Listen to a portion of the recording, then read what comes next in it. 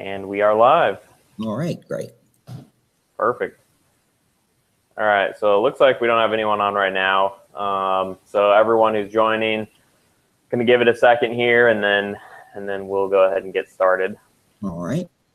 David and I were just working on our lighting here. The lighting in my room is not so great right now. Yeah, but it's getting going to be darker your way because it's getting dark my way. Yeah, yep, exactly. So maybe it'll improve throughout the interview. We'll see. Oh, God, my God, you mean to tell me it's going to get dark at 6 o'clock? Well, no, that will not happen. I didn't think so.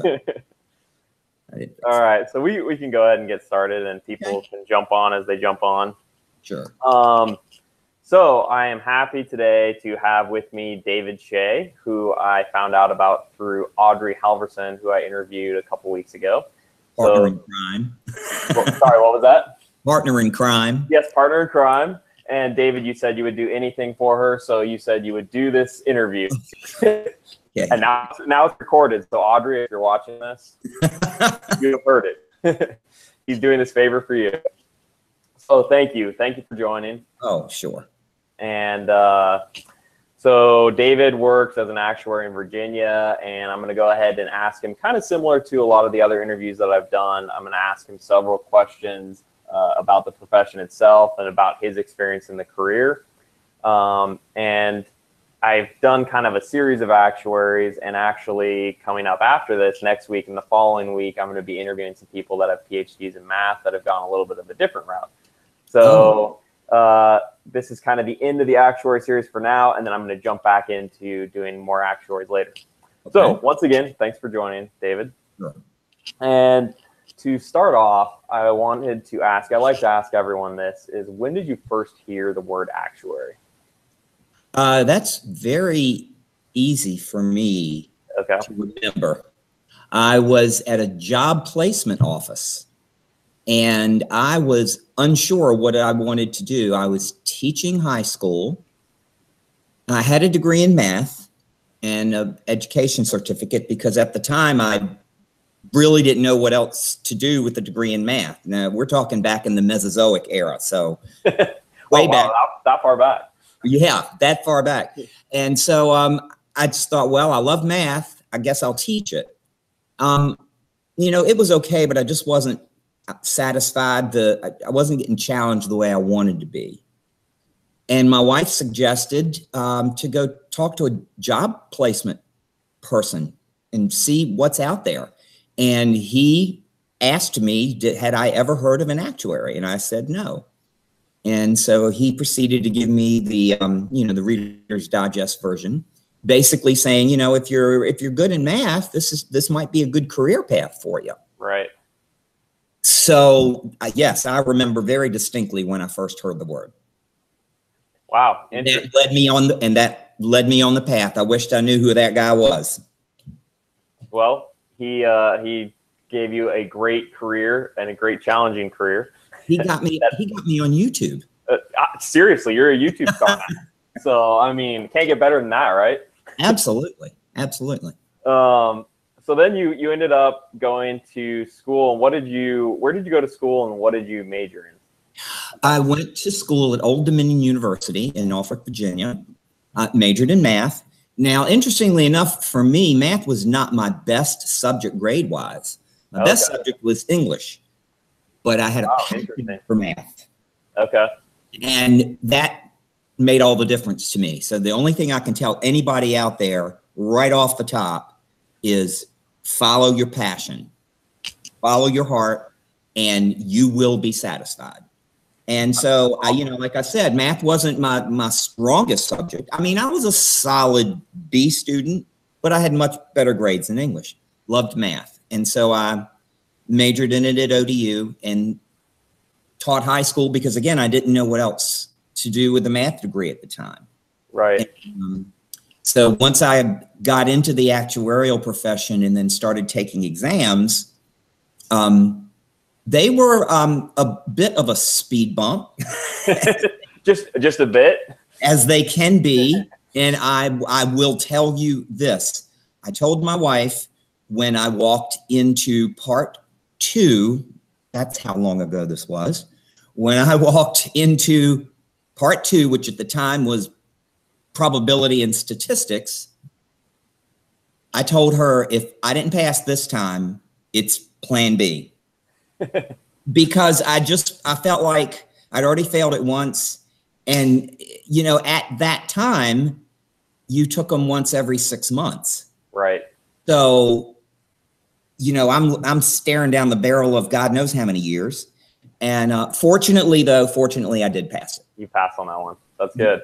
And so moved on. I started at a life insurance company and was there for about 3 or 4 years and got word that Blue Cross and Blue Shield of Virginia was hiring actuaries, which they never had until that time. Interesting. Yeah, so I kind of got in a little bit on the ground floor of the actuarial department there. So actually, let's kind of speak to that, because this is an interesting subject that I haven't really talked about much with people, is kind of the evolution of actuaries in the healthcare space. Because like you're saying, traditionally, it's been more of, you know, the life insurance side's been around for quite a while. Actuaries have been involved in that.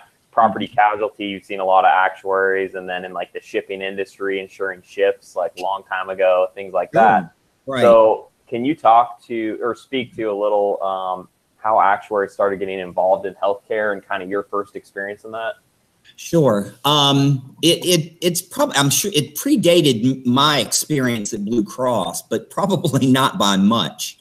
I think it was really the Blue plans, because they were the premier health carriers of the day. I mean, at the time, there really weren't a lot of health insurance companies out there. And, you know, everybody knew Blue Cross. And once they started hiring actuaries for health, I think that's what sort of spurred other companies to start looking into that space and maybe bringing health actuaries on. Because my experience was good at the life insurance company, but it was all calculations. I just you know, tables after tables after tables. And I found with health insurance, there was a bit more leeway. You could be a little bit more creative and think a little bit more outside the box. And now healthcare companies can't live without actuaries, fortunately. Yep. And I can tell you that health actuaries today are busier than they've ever been. And there's more of them. And there's plenty more work to go around, folks. Yep. That's been my experience, because I've been in the health space as well, and I'm an actuary, and it's just like it is quite busy. And I mean, especially with everything with ACA and healthcare reform and everything that happens, and it's a space where things change a lot because there's a lot of opinion around it compared to like if you compare it to life insurance or property casualty. I do think there's opinion around that as well, but not as much as healthcare, just because it touches it touches everyone. Oh, it does touch everyone. And the thing I tell people is health insurance is the only insurance product that people purchase and they want to use immediately. Yeah, that's a good point, actually. And actually, I wanted to ask you about that specifically, because insurance traditionally, right, is designed for catastrophic events, and healthcare has become more of a. I mean, you think about like, yeah, if you think about your car, it's not like insurance is covering oil changes and routine things that you go in for, whereas now health insurance is kind of like maintenance on our body. It's starting to turn into that, and well, not starting, it has turned into that. And I feel like, you know, a big part of the costs that have gone up is, you know, partly due to that. And yeah. I mean, We're one of the, we are probably the only country on the planet that we want to cover everybody and we want to cover everything. Yes. And that is a noble goal, because there's certainly nothing more precious than a life. We're not going to argue about that at all. Right.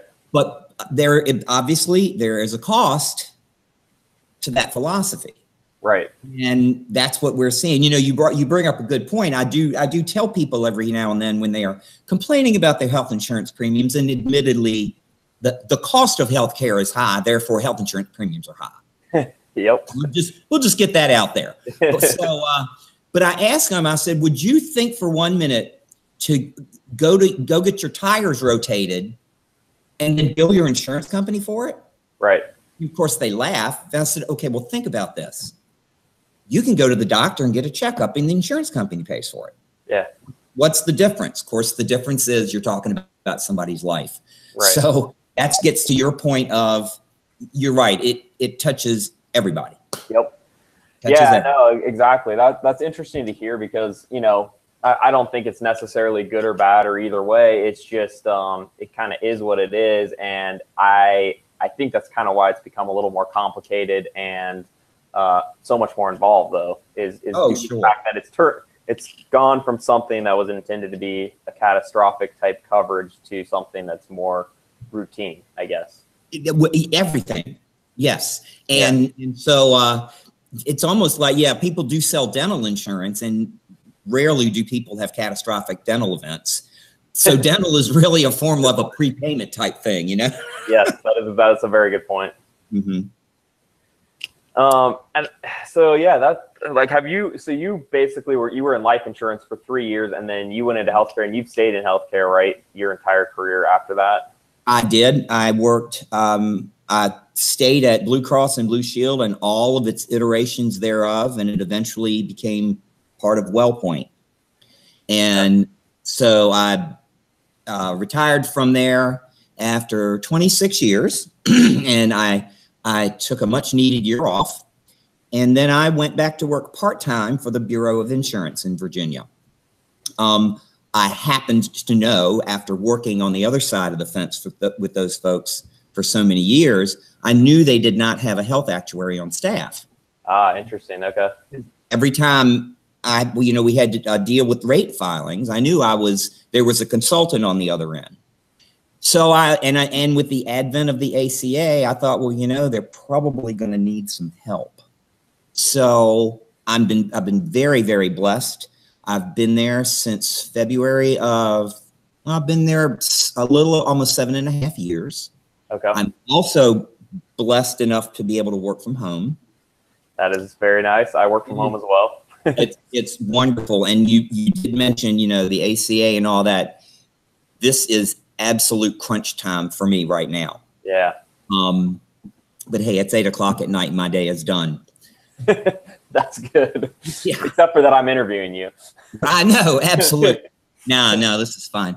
But no, and so I've really enjoyed it. The ACA is probably, I saw in a recent, I think it was one of the lawsuits, that the first paragraph, the judge started out by saying the ACA is notoriously complex. And I thought, boy, that's an understatement, to say the least. That is for sure. But it's it certainly has kept health actuaries quite busy. That's a good point. Quite busy. No complaints. So I kind of wanted to I want to back up and ask you. You said your strength was in English, and then you kind of had a knack for math, even though that wasn't maybe your best subject. Do you feel like, because so many actuaries or people that are going into actuarial think just math is kind of the important skill? I would venture to guess that English, those skills that you had in English probably have helped you just as much, if not more, than your math skills. And can you kind of give us a feel for that? Absolutely. There is no question that as actuaries progress in their career, now people can take different types of career paths within the actuarial profession. There are some folks, their strength is the technical issues, building massive Excel files with macros and doing all this actuarial analysis. And particularly in the health insurance space, it's vital. You can be as smart as a whip, but if you can't explain to somebody what you've done and have them understand it, then your work is probably not going to be accepted as much. So You know, when people think, when they hear I'm an actuary, they envision me sitting around with all of these formulas and integral signs. And I tell them that the most complicated math I do on a daily basis is add, subtract, multiply, and divide. And that is the truth. But the key is you have to know what numbers to add, subtract, multiply, and divide.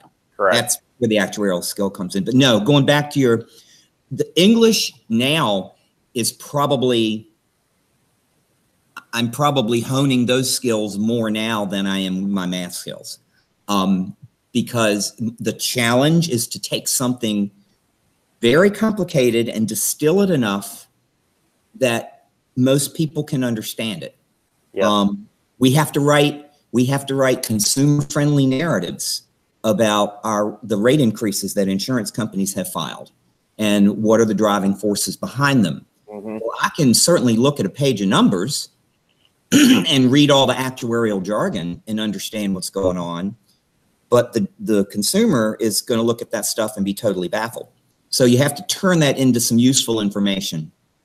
And English is a very needed skill. Communication skills now are probably more vital to actuaries than they've ever been. Yeah, that's kind of what I was going to say too. Like, I mean, even just talking to you now, I can tell that you're a very good communicator. And it's not just the written side, there's the verbal side as well. And like you're saying, you know, you can go a lot of different routes as an actuary. You can kind of be behind the scenes a little bit, but even if you're doing that, you're still going to be communicating in some sense, even if you're not like a VP or some leader, you're still going to be communicating. And I think it's still very important. And I think that is sometimes one of the biggest challenges, even though the math obviously and the data can be very difficult, but communicating that to other people. Well, absolutely. I mean, as I was, you know, getting further along in my career, and I was able to have people that did that kind of work, not for me, but I directed them and mentored them, and coached them. And one of the things I tried to impress upon them is, you know, I want you to be able to explain this to the person that's interested in the work. So explain it to me first, and let's make sure we understand it together. Because if you get kind of hesitant when you're explaining something, the confidence in your work kind of goes out the window, you know? Yes. So you've got, and if you understand what you do and you are able to explain it to someone who doesn't, you really do understand it. Yeah, that's a good point. Actually, I had a physics professor in college that said that exact thing. He would always have us bring our homework to class. He'd always call on people to explain it at the board. And he's like, I don't care how complicated something is. You should be able to explain it in a simple way to someone who doesn't know anything about physics. And if you can't do that, you don't understand it. Absolutely. Absolutely. There goes back to the English and the communication skills. Yeah, exactly. And certainly, as you get further along in your career, you will be talking to a lot of non-actuaries. I can go 2 weeks without talking to an actuary, and at least. And so I'm constantly dealing. Now, the people at the insurance department certainly understand insurance, but when you get into the technical issues of risk adjustment, for example, they're pretty much going to rely on me to explain that to them in a way that they get it. Yes. And so, you know, especially you being kind of the point person you're at Virginia Bureau of Insurance. That's where you're at, right? Yes, sir. So being the point actuary there, I would think, you know, you may not speak to other actuaries for weeks on end, whereas at a traditional insurance company, you may be on a whole team. You're in a pool of them, yeah. I do speak, not directly with a lot, but I have a weekly call with my counterparts across the country. Okay. And we really, and this time we do have a lot to talk about because it's a rate review discussion group. And so we talk about basically ACA rate issues and everything else that goes into that. So, but yeah, I mean, I'm the sole actuary there. And so they do rely quite a bit on me, which is fine. I like that. So let's actually talk about your job now a little bit. A lot of what you're doing is looking at filings then? Well, this time of year, what I'm actually doing is I'm sort of directing all of our consulting actuaries. They take all of our filings, and they'll send their their round of questions to me, and I'll read them over just to make sure that that it makes sense, and they always do, and to make sure that I at least understand what they're asking. Yes. And it's a very helpful way to do things, because I can pick out common threads that's occurring over here in these couple of filings with this consultant, and another consultant's asking me the same question. So it's a great way to pull things together, and it's actually made things more efficient. I believe that. This time of year, yes, I call it the pencils down day, is August 22nd for ACA rate filings. Yeah, that is we have to submit our qualified health plans to CMS. Actually, what we're submitting is our recommendations. Okay. And basically, but they'll take them. But August 22nd is it. That's when nothing else can happen. So that's when you have your freedom, is after August 22nd?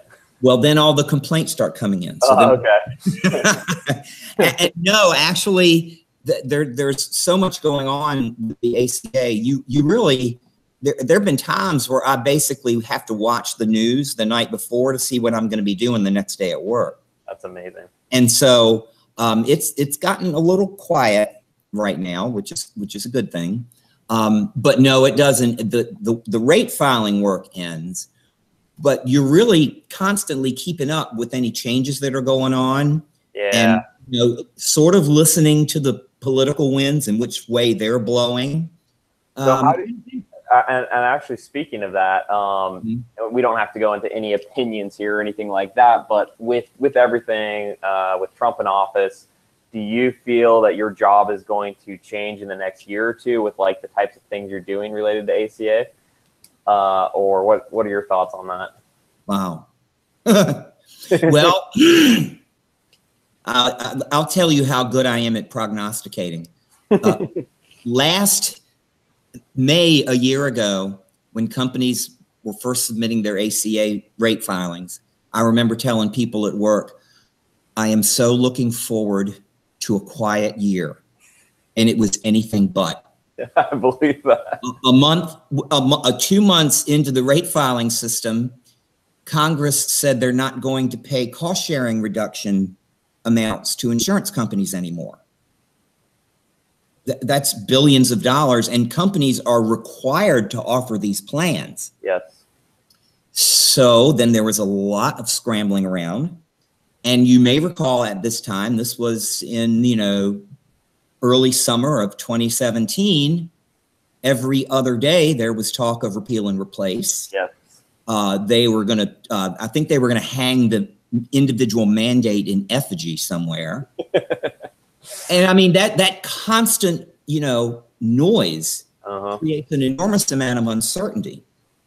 And I can give you a fact, because we have annually at the Virginia Bureau of Insurance, we have rate presentations. It's not a hearing. The companies come in and they simply present their proposed rates for the next year and explain what the cost drivers are and anything else they want to talk about. And there are 3 judges that are above. The Bureau of Insurance reports up to them, and they preside over the hearing and they ask questions. And I give a presentation every year to kind of set the stage for what this year is going to look like. And we did a little trip down memory lane.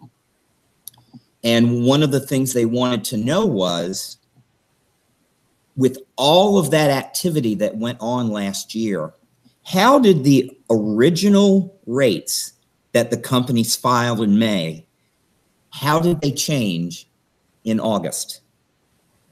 Wow. And among everything else, all that other swirl going on, we had major carrier exits. Yep. We were calling insurance companies, asking them, can they please enter certain counties where there was no coverage available? I mean, it was a 52 card pickup. I mean, this was happening all over the U.S. Right, exactly. So this is like a war story. Yep. When the companies first filed their rates last year, when it was going to be the quietest year ever, the average rate increase was 29%. It's crazy. I know. After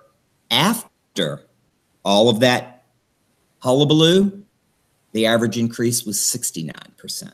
Wow. It drove rates up 40%. Yeah. On it. That's amazing. And and that's not just the uncertainty, but I think people are now really starting to appreciate, insurance companies accept risk, but their claim to fame is their ability to measure it. Yes. And if they have too much uncertainty and they can't measure things, then they probably don't want to be in that kind of business. So I think folks, outside of the industry are now getting an appreciation for what insurance folks deal with. Yep. Is this I think there's a lot of dollars and cents. Yeah. Yeah. And I think there's a lot of misunderstanding too around, like people think of insurance companies as evil oftentimes, whereas it's like a lot of times their profit margins are extremely low. I mean, they can be high, but oftentimes they're extremely low, possibly negative.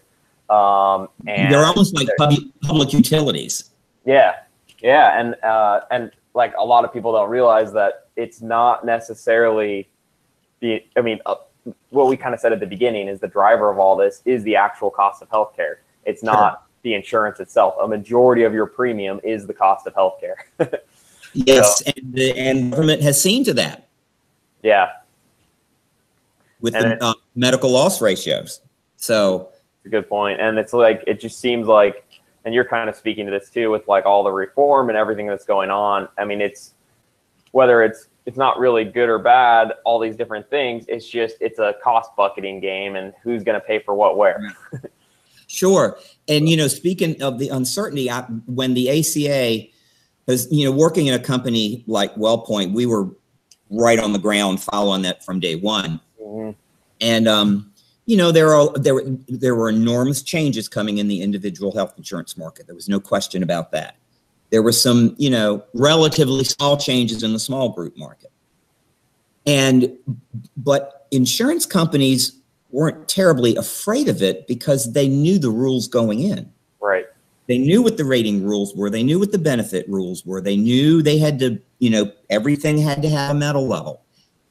And even though, some of it wasn't as actuarially pristine as we would prefer it to be, it was like, well, if everybody has to play by these rules, I can play. My point being, even though it was a dramatic change at the time, there wasn't a lot of uncertainty. You knew the date things were going to happen. Yep. And so insurance companies were like, all right, as long as I know the rules in advance and you don't change them on me, but if you do them in advance, I can do this.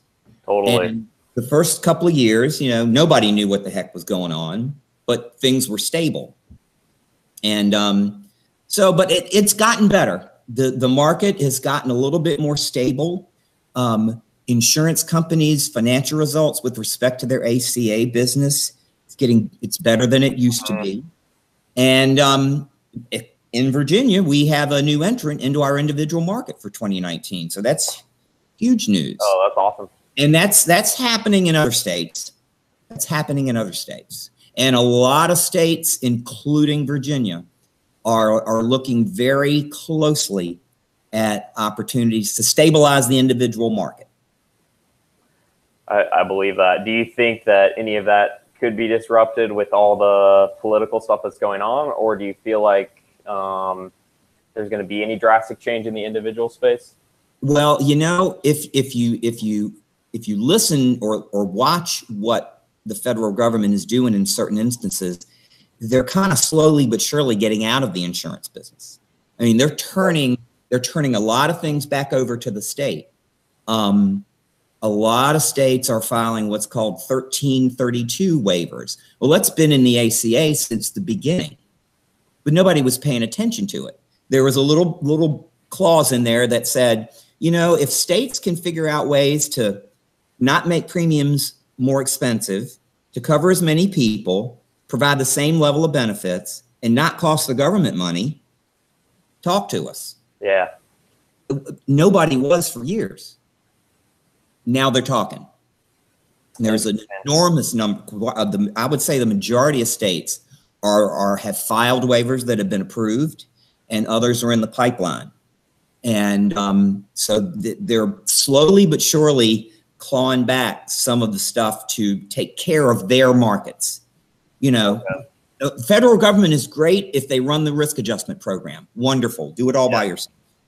But let us work with our market, you know? So I have hope. I do have hope. That's good. And so the more that they push off to the states and the more that the states take on, the less the talk in Washington will affect all of that. Right. So that could be good news. Yeah, and I feel like I mean, markets can be so different state by state, so that could be a good thing. You know? Well, yeah, sure it is. You know, Alaska's a great example. People wonder, why is the cost of insurance or healthcare so expensive in Alaska? Have you been there? I have. I have not. It can take you 10 hours to get to a doctor. Wow, I believe that. So, you know, it's just it's the geography and the demographics are such that, you know, by the time people were able to access healthcare, they're probably in not great shape. Yeah. And it's expensive to get stuff flown into Alaska. But you look at a state like California is quite different. That's a good point. And then probably also the cost involved in like looking at hospitals themselves or doctors' offices and getting the right staffing out there and everything probably is more costly as well. So that's going to go downstream. Sure. Well, absolutely. Absolutely. So yes, states are very, very unique. And I think they're probably best suited to help keep their insurance markets vibrant and humming along. Yeah. Oh, this is really, really interesting perspective. So let's actually back up a little and let's talk about, so we kind of talked about your job now and what you're doing now. To help those who are kind of looking into actuarial now or maybe in an entry-level position. When you first started, I know obviously now you're working from home, but back when you first started, what did your work environment look like? Were there even, I mean, was it similar to today with cubicles, things like that? Or well, yeah, we had cubicles, but now this is really going to date me. I remember the day we got our first desktop computer in the actuarial department at Blue Cross. Big news. There were 14 of us, one computer. Did you guys reserve space on that computer? You had to leave a little sticky note on it. Yeah. So you know, the biggest change is technology. Yeah. No question there. Of course. That's by and far. But you know, I worked at an insurance company, so yes, I sat at a desk, and I was a manager at the time, so my cubicle walls were higher than others. I was still in a cubicle. You got higher castle walls. That's yeah, absolutely. But so it was a very typical office environment. The best thing about it, and I would encourage people, because you know there's a lot of working from home now more than ever. Yeah. And again, I'm very blessed to be able to do it, but I've spent years in an office environment, and so I have kind of learned how to relate to people in a certain way. Right. And there is no replacement for face-to-face contact. Yep. Absolutely. This is interesting because the last actuary I talked to was saying the exact same thing. It's really dynamic. Yeah. And I mean, I feel the same way because I've worked in an office environment until about a year ago. And, you know, it is different when you're on the phone or you're emailing. You don't get that, the facial expressions, the little things that maybe don't seem like a big deal, but like you start realizing, oh, it is a little different. Well, sure. I mean, you've got to be careful. You know, if you don't know someone, you got to be careful what kind of email you send them, because That's true. I've received some that the person didn't intend anything at all, but when you read it, it was like, wow, you were not happy with me. So yeah, there's no replacement for face-to-face contact. Mm-hmm. And so I did at the time. I got study time. I was going to ask you about that. Did you have sufficient study time, like you actually got to take the study time? Mm-hmm. They did. I know things are different today. I know things are different today, and in fact, as time went on at Blue Cross, people started stockpiling time that they hadn't been able to take, and like the week before the exam, they'd take off 4 days because they lost so much study time. But no, at the time, I mean, this sounds so archaic, but they even had a study room. Oh, did they really? With carols in it. Wow. And, yeah. And so I always went in and studied first thing in the morning because that's when I could think the best. Yep. And my day had not encroached upon me. So my approach was I studied from 7 to 9 in the morning, and at 9 o'clock I left and I did not go back into that room the rest of the day. But everybody's got their own different ways. Don't let me say one way is the best. But I was able to get a lot of study time. I always tell people particularly when they say, well, so what is it like to get into the actuarial profession these days? I said, well, you need to talk to my son, who is also a health actuary. Is he really? He works for a consulting firm in Virginia. It runs in the family. Well, I know my wife was always telling me when he was in college and he had a double major. One of them was math. And she kept telling me, you need to talk to him about becoming an actuary. And I said, well, he knows he can ask me anything he wants, but I'm not going to talk him into it, because if he ends up hating it, he's going to end up hating me. So he knew what I did. And so, yeah, he followed in my footsteps, but I think he's an improved version. And I encourage people when they ask me that question, I said, please talk to my son about it, because the study syllabus and program has changed immeasurably. Yeah. I couldn't even begin. I know they can take them on the computer. I took the exams where you couldn't even use a calculator. Okay. That's crazy. Okay. Yeah, it has changed for sure. But I would say like a lot of the material itself is very similar. They just they change the nature of the problems. Obviously, they add stuff, they take away stuff. But from what I've heard, it tends to change on average about every like 10 or so years. Is like, recently they just did a big revamp to the program. Sure. So hopefully it'll be the same for a little while now, and then of course it'll change again. But oh, absolutely. I did spend a few years working with a society as an exam writer and okay. And how did you like that? I did it for probably 10 years. It's an eye-opening experience. I believe that. I enjoyed it. Did you write FSA exams then, or? Yeah. Okay. Yeah. And you don't have to write the whole thing, obviously. The way they do it is they'll assign you 1 or 2 books on the syllabus or sections here and there. Yeah. And you got to craft questions. And the important thing is you have to craft a question that people can be able to answer. Yeah. So the drafting of the questions takes quite a bit of time. And then you have to draft an answer for the question. Wow. Then when you get the exams in, you're looking at your answer sheet and their answers, and you're like, you know what? They're right, but nothing that they said is on my sheet. So there's a lot of, stuff like that. Yeah. A lot of recalibration of things, and then you end up grading the exams over about a 2-day period. Okay. It's an eye-opening experience. I would encourage people to get involved. It's, I know I used to complain about the exams. Get on the other side and see what it's like. I believe that. It's not easy. It's not easy. So you are one of the evil people who creates the question. Yeah. I have my ASA, but I haven't started taking FSA exams yet, so I haven't seen any of your questions.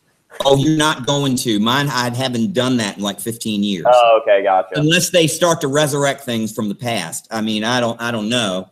So is it like is it like they take just I mean, there's a group of you who kind of, you volunteer for this, and you all work together on various questions, and then you're assigned to, you're assigned to an exam, or you pick the exam. Okay. You know, say, I'll write the health insurance exam, whatever. I know there isn't a health insurance exam, but you know, whatever the exams are that's pertinent to my line of work, that's the one I'll help with. Yeah. And then they'll usually will assign books and things, and you make questions up. And again, you have to gauge, then you have to think about, is this a 3-point question, an 8-point question? Interesting. You know, it's I think it would be, it's eye-opening. I would encourage people to give it a try. I believe that. Do you know, is it similar with the, I mean, because the ASA exams are a little different in nature in the sense that they're very heavy math-based. A lot of them are multiple choice. Yeah. Except for a couple, like the life contingencies one has a written portion, and then I think the new predictive analytics one is going to be like a project based. So that's a little different. But a lot of them, you know, are multiple choice. Do you know if those are written in kind of the same way as what you do with the FSA exam? You know, it's interesting. I really don't know. I always tried to avoid those exams because I didn't think I was qualified. I just couldn't envision, getting into a math book and coming up with something like that. So I really, you know, I don't know how they come up with those, because then you've got to deal with the multiple choice thing of, you got to have the right answer in there and 1 or 2 detractors and tricky ones. Yeah, that's the whole game in and of itself. Exactly. And for those of you who are watching, that I'm sure a lot of you are familiar with the exam process if you're an actuary, but if you're kind of just looking into this, the ASA is kind of the first credential called an associateship, and then the next one, FSA. Well, at least in the health space and life insurance, but if you're property casualty, it's what, ACAS and FCAS, I believe. When you start, once you finish, get your ASA, then you really start moving more into your discipline. Yep. So exactly. So that's kind of what we're talking about. The ASA is really kind of a broad brush scope of risk analysis and all the math behind it. And then when you go into your fellowship, you're really focusing in on like what you kind of chose for your career. Like David and I are both in the health space, so we would go down a health route, and you have specific questions on the exams related to your expertise. So I'm sure a lot of people do know that, but in case you don't, that's what we're speaking to. And in particular, when you get to the FSA exams, they are more like what you will deal with in life. Out in the workforce. I mentioned the rate presentations that we had in Virginia yesterday. Well, during my part of the insurance commissioner and I do like an introductory presentation, and mine is more of a technical nature, all the actuarial aspects. And the judges will ask me questions just out of the blue that I've not been given in advance. Wow. And you know, they're smart people. So they know enough to be dangerous and know enough to ask questions. And so, you know, we can enter into a discussion of risk adjustment and how it relates to reinsurance and how it's different. And, you know, I'll sit down from those and go, well, that was like 2 FSA exam questions I just answered. I bet. Well, but I mean, you know, we're sitting here chuckling about it, but that was my prep, was those exams. I mean, it's kind of is a real life type thing. You're right. That's a good point. Because on an FSA exam, you don't know exactly what you're going to be asked. Same sort of thing as with the situation that you're in. So I can only imagine. You have multiple choice to choose from. Yeah. It's like, where's A, B, C, D, E? Yeah. It's like, hold on, where are my choices? Yeah, I know it. Seriously. One other thing I want to make sure folks understand, because I didn't understand this difference for a long time, is the difference between the Society of Actuaries and the American Academy of Actuaries. Oh, please explain this, because I don't even fully understand this. So the easiest way to explain it is you get your professional credentials, your FSA and ASA, via the exam program established by the Society of Actuaries. Now, the Society of Actuaries does a lot of other things, but they administer the exam program. So you get your letters from them. But if you want to operate as a professional actuary, and if you want to get to the point where you're signing a rate filing or you're signing an annual statement, you've got to be what a lot of states call a qualified actuary. And the definition of a qualified actuary is, number one, you have to know what you're doing when you sign it. Number two, you have to be a member of the American Academy of Actuaries. Okay, yeah. That gives you the American Academy of Actuaries is public policy focused. They have our professional standards, the actuarial standards of practice. So you get your educational side from the society and your professionalism side from the academy. From the academy, okay, yeah. So, for example, you've got your ASA. Yes. If you want to do a great number of things in the actuarial profession, you would need to become a member of the American Academy of Actuaries. Yeah, and that's on my list to look into, because I was like, I got my ASA in October, and I see everyone's letters is ASA, comma MAAA, and I kind of had heard about it, but I just didn't know a lot about it. It's also a fascinating organization to get involved in. I will tell you one very cool thing that I have been fortunate enough to be able to do with the American Academy of Actuaries and a group of health actuaries over the last 20 some years.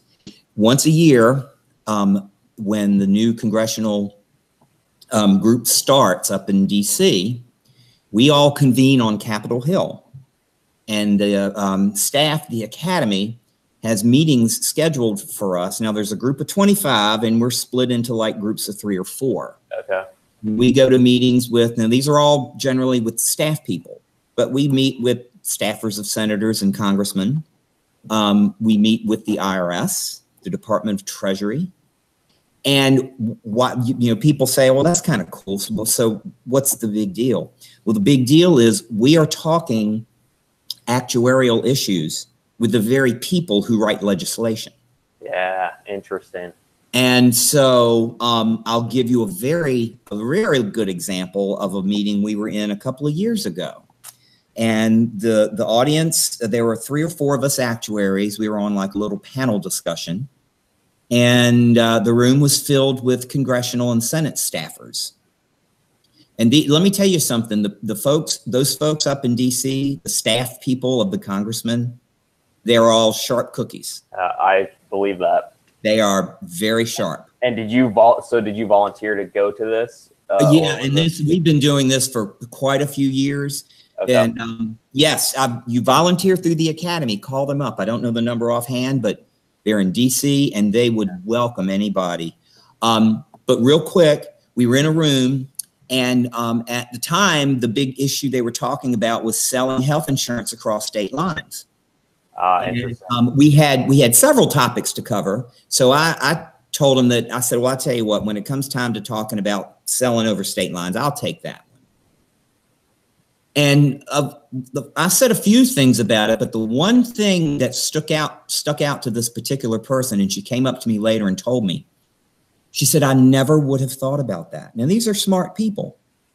But I told them, I said, the reason why selling across state lines isn't going to lower health insurance premiums is you have to think about where the person is getting their care. They can purchase a policy in Idaho, but if they live in Texas, their care is going to be rendered in Texas. Correct. That doesn't change the cost at all. Yes. The person came up to me later and said, I never would have thought about that.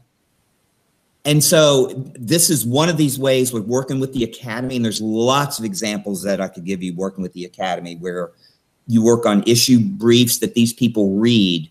We send it to them and they read stuff. You can get involved in professionalism and learn how to make yourself a better actuary. I would highly recommend getting involved with the academy. And get those letters. Yeah, I know. I need to do that. Is that to get those? It's not too difficult, right? To get the MAAA from. The criteria has changed over the years. Okay. There used to be an experience criteria. Yep. And I think there still is. I believe there. I know I've looked it up at one point, and I think Okay. I thought, yeah, there was the experience, and there was something else. But yeah, you may have to get a recommendation from either one or two members of the academy, but it's vital to be in the academy. Number one, the academy is a self-policing entity. You know, they've got the ABCD, the Board for Counseling and Discipline. yeah, And that keeps all the regulators out of our backyard, because we say we police ourselves. Yeah. And we take issues very seriously. And so that's another thing the academy does for us. It keeps our professionalism standards very high. Right. Wow, that's fascinating. So how long have you been involved with like government type things, like going to that conference that you were just telling me about, where you were on that board of 3 or 4 people? How long have you been doing that? I think we were just talking this past, because Audrey does that too. Yep. And we were just talking about that, some of us old timers, and we think we've been doing it for 22 years. Wow. Our first rounds of meetings back in the day, every single meeting we were literally just introducing ourselves. Hi, we're from the academy. Let me tell you what an actuary is. Interesting. Yeah, I believe that. Now, we sometimes have too many meetings to cover. The only introduction is we tell them our names. They know who we are. Yeah. They know the academy staff, and we get right down to business talking about the issues they're dealing with. Have you ever seen anything, like any opinion you've stated, or any piece of work that you've quoted? Have you ever seen that quoted by a politician or on TV or on the news somewhere? Yes, as a matter of fact, and it took me by surprise. It's happened a few times, but one time in particular, I was at a meeting of the NAIC, the National Association of Insurance Commissioners. Since I'm a state regulator, I'm part of that body. Okay. And we were at a meeting, and we were discussing some issue with respect to the ACA last year. It probably had to do with cost sharing reductions, because that was about that time. Mm-hmm. And I made some pithy statement. You know, it was one of those at the time, when I left my mouth, I was like, oh, that was the biggest soundbite in the world. I was back in my hotel room reading MSN.com on my phone, and evidently the reporter was in the room, and he quoted me. Oh, really? The quote he laid in there, and I'm like, oh gosh, of all the things I said, you had to pick. You had to pick the one. But you know, one last plug for the academy. I've gone through this a few times, and they do offer it. They will give you media training. They will. Oh, really?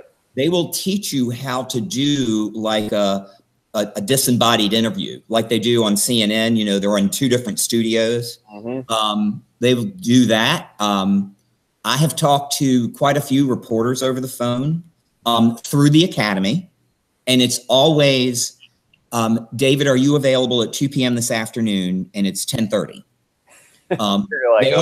Those reporters always have a deadline. Yeah. But the academy will give you media training, and as such, like I've had the training, so they know they can call me, and I can be a representative for the academy. They know when I'm working for the academy, I take my day job hat off. Right. I'm not speaking as a state regulator. I'm speaking as an actuary, as a professional. Yep. That makes sense. Mm-hmm. So yeah, you can get your name in the digital ether sometime if you work hard. Be careful what you say. Be very careful what you say. Yeah. Well, I mean, we're out on the internet right now too, so. I know, my gosh. Recorded for all. Here we are on YouTube, so. But I also wanted to ask you about, so you've had this experience on the Virginia Bureau side. Before you were at WellPoint, and you were a VP there, I believe. Is that right? I ended up, yes. That's what you ended up in. Mm-hmm. And I've been asking a lot of people this. You kind of ended up in leadership. Did that just kind of come naturally for you, or was that something you kind of aspired to do? Like that's something you wanted to do? Because I know a lot of actuaries can kind of debate, do I want to really go into that leadership side, which can be very different, or stay into, stay in the Excel spreadsheets, doing a lot of the numbers, doing a lot of the calculations stuff. Yeah. Well, I probably had some kind of that in me because I started out as a high school teacher. So, before life insurance, you were a high school teacher? Yeah. That's right. You told me that. I forgot. And so, you have to command the attention of people that really don't want your attention. Yes. And so from that aspect, it was kind of like, I was kind of used to corralling a large group. I never really thought about it. For me, it was just sort of a natural progression. And I don't think companies do it this much these days, but it used to be, hey, you've done a great job. We're going to reward you by letting you be a manager. And we're going to give you more work. We're going to give you more work, and we're going to give you all these people and their problems. Yeah, exactly. Sure. And I think they found out over time. I mean, I think I was one of the lucky ones. I got rewarded. But I like working with people anyway. Yeah. And, around other actuaries who are, as a bunch, pretty smart. It was always challenging. I never had any regrets about that. And then I guess if you start to develop that way, people start to notice and they start to groom you. But it's a very different work existence. It can be hard to shift gears. I had to learn over time that I can't command all of the detail that I used to be able to. I figured my strength was knowing who knew the numbers, who had the detail, and who I could trust. And then that's when you start honing more of your communication skills, because you're sitting around talking with the heads of marketing and sales and finance and the president, and they are not going to sit tight for an actuarial dissertation. Trust me. And they're going to want from you, all right, what's the bottom line of all this? Is this going to cost us money? What do we have to do because of it? I think there's kind of always a battle between sales and actuarial at most companies. The sales prevention unit, the actuaries used to be called. That sounds about right. Yeah. Well, I mean, I think certainly health insurance companies have learned it's not always a benefit to sell. You can't always make it up in volume. Yes. And actuaries have learned on the other side of the fence that putting a lot of conservatism in your premiums may make you sleep better at night, but you'll be sleeping on a park bench if nobody buys your product. Yep. So you have to have that balance. You've got to consider all aspects of that. Yeah. So, yeah. That's a good point. Mm-hmm. So then you kind of ended as VP there, and you retired and came back in. Let's talk about that. Do you feel like you got to a point of when you retired, you were thinking, okay, I'm going to be retired now for the rest of my life and enjoy my life? Or were you kind of always thinking you would go back in, or what prompted you to go back in? I'm curious about that. Well, I was relatively young when I retired. I was 54. And so, I mean, I was not ready to quit. Yeah. I was, if I made up my mind, I thought I had done a pretty good job of paying my dues. Mm-hmm. And I thought I would try to find something that would provide a nice balance, keep me challenged, and but not be the day-to-day that it used to be. Yeah. And so I was just very fortunate enough to find something like that. That's really nice. But for me personally, I was young, so it never occurred to me that I'm going to quit at 54 and not work anymore. I was still interested in the ACA, was just coming along, and that makes sense. There was plenty to do. So you weren't retiring thinking like you were kind of just thinking you were going to go to a job that worked out well. Well, I will tell you this: I was given some good advice by one very dear friend of Audrey and mine. She told me right before I retired, because she knew I was going to take a year off. And I had told everybody, I said, well, I'm going to go back to work. I just don't know what I'm going to do. Yeah. And I had her and someone else tell me, do not think about anything with respect to where you're going to work for 6 months. Don't even think about it. And I didn't. And after that 6-month period, I started thinking about it. And that's when it occurred to me that, well, you know, I don't think there's any health actuaries in the insurance department downtown. Oh, wow. So my situation is a little different. I knew when I retired, I was going to do something. Yeah. So that was going to, but this will probably be it. My plan right now is to stay at the Bureau of Insurance as long as they'll have me, and that will be my swan song. And he's got it out on the internet now on YouTube. There it goes. Oh my gosh. We'll see what happens, David. Yeah, I know. If you see me in a 7-Eleven, you say, "Hey, I see that's not your last job." Yeah, exactly.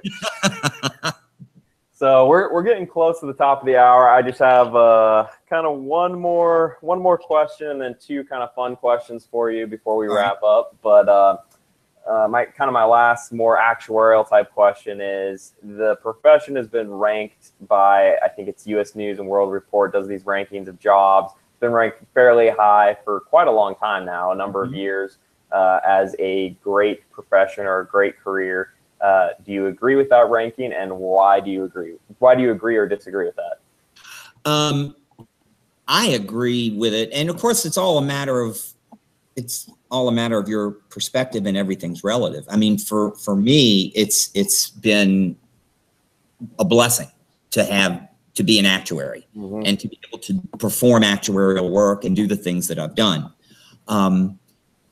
If you have that bent, if you enjoy math, because you've got to get through that first hurdle. Yes. You got to pay your dues. The way I viewed it was, if I wanted to play the game, these were the rules I had to play by. Yep. And I can tell you from personal experience, and I don't think there would be many actuaries that would disagree, it has been well worth it. It's not easy, but it's been well worth it. There can be stress. I know there was a big deal years ago about actuary was listed as the #1 stress-free job. I know that. I think they've taken that person out and shot them. Yeah. But it's, you know, every job has its stresses, but it's very rewarding. It's challenging. It's fulfilling. And particularly when you get the point where you're explaining something fairly complicated to somebody and they understand it, that's a good feeling too. And maybe that's the teacher in me. Yeah. No, I agree. That is a very good feeling. I used to be a tutor. I've never been a teacher, but as a tutor, I very much enjoyed that, explaining things to people. And when you see the light go on, it's a good feeling. So, it is. Yeah. All right. I have 2 fun questions for you. I could talk to you for hours. I mean, you're a fascinating person. And oh my gosh, very you're too kind. You're too kind. Okay. First question is, you mentioned to me that you live on a lake. What is your favorite thing to do on the lake? Sit right here and stare at it. I believe that. Oh gosh, my favorite thing to do on the lake, probably ride the jet ski when all the tourists are gone. Nice. Yeah. Do you have any fish in that lake? You know, my wife fishes. I don't fish. I've never had any luck at it. I know people that do it absolutely love it, so I am not going to demean it one way whatsoever. I don't fish. Yes, there are trout and striper. Oh, nice. Yeah, so it's a man-made lake. It was created by damming up 2 mountain rivers. So it's a freshwater lake, average depth of 60 feet. Okay. 500 miles of shoreline. That's pretty big. About 22,000 acres. Nice. That's awesome. It's a good sized lake. It would take me easily 3 hours to circumnavigate it. I believe that. That's a very good size. I live really close to the San Diego Bay, so I do a little bit of kayaking out there, things like that. So I enjoy being by water, which is nice. I do some fishing, but I like it, but I'm really terrible at it. So you live in San Diego? I'm in San Diego. Yeah, the main office where I'm at is in Arizona, but I work from home in San Diego. Okay. because it's funny. It's coincidentally, talking with my daughter recently, and afterwards she texted me, and because we were talking about a vacation we all took to California a few years ago. We started at San Francisco. We were there for like 2.5 weeks and just made our way down all the way to San Diego. Oh, nice. And she said, "What was the name of that hotel where we had dinner?" I said, "Oh, that was the Coronado." Oh, Hotel del Coronado. Yes. So I'm on Coronado actually. I'm in my apartment building is on the bay side of Coronado. Okay. So, but I mean I go down to that beach all the time. Yeah. Oh, classic. It's beautiful there. Do you know what movie was filmed there? Some Like It Hot. Oh, of course you do. Yeah. I saw that in their history thing. So yeah. Yeah, it's crazy. I think there's another movie that was filmed there, but I can't remember which one it was. Probably is. I mean, it's an iconic. It is. Yeah. And I know like there's been famous like actors and actresses that have stayed there, and I can't remember who it was. Like I'm gonna probably misquote the story, but it was like I think an actress there that died there and who stay there quite often. They say like the hotel is haunted. Oh, I've heard that. Yeah, I've heard that. Yeah, but it's a really old building because it was built in the 1800s, so it's you know, it's got a lot of wood that creaks and makes little noises. And well, they have good food, I can tell you that. They do. They have very good food. Yeah. All right, so my last question for you is, what is your favorite hobby outside of actuarial math type things? Well, you said you like jet skiing, so. Well, that's not a hobby. That's not, that's true. It's just recreational stuff. Yeah. I like playing bridge. Okay, nice. I play steel drums. Do you really? Nice. We have a guy started a steel drum band here at the lake. We've probably got close to 45 members in the band. We've been playing for about 5 or 6 years. Wow, that's a lot of fun. I do some singing. You got a musical side to you. Nice. A little bit, yeah. I have heard people say that like people with a mathematical mind sometimes have the musical side that correlates with it, and I'm like, I definitely did not get that gene because I got the math and I like music, but if you heard me sing, you'd just be like, whoa. but math, music is constructed. It's very mathematical. It is very, incredibly mathematical. Yeah. So, you know, you may not have the vocal ability, but to be able to count notes and know how many notes are in a measure, if you know, you can figure that out, no problem. Yeah, I mean, I did take like some piano and like the theory of music, I understood it and that whole side, but in terms of like my natural musical ability, it's not quite there. Well, it's funny you said that because I had mentioned earlier my son had a double major. He majored in math and vocal performance. Really? Wow. Okay. So definitely one side and the other. That is amazing. Yeah. Well, Paul, this has been a lot of fun. This has been a lot of fun. This has been a pleasure. Maybe one day down the road I'll have you on again. This has been great, and I'm sure that everyone that watched has enjoyed you or will enjoy you when this gets posted. So, thanks again so much for your time. I know it's getting late there, so we will log off here. Thanks for everyone that joined. This is David Shea from Virginia and Paul from Coronado. Sayonara. Sayonara. Thanks a lot. We'll talk to you all later. Bye.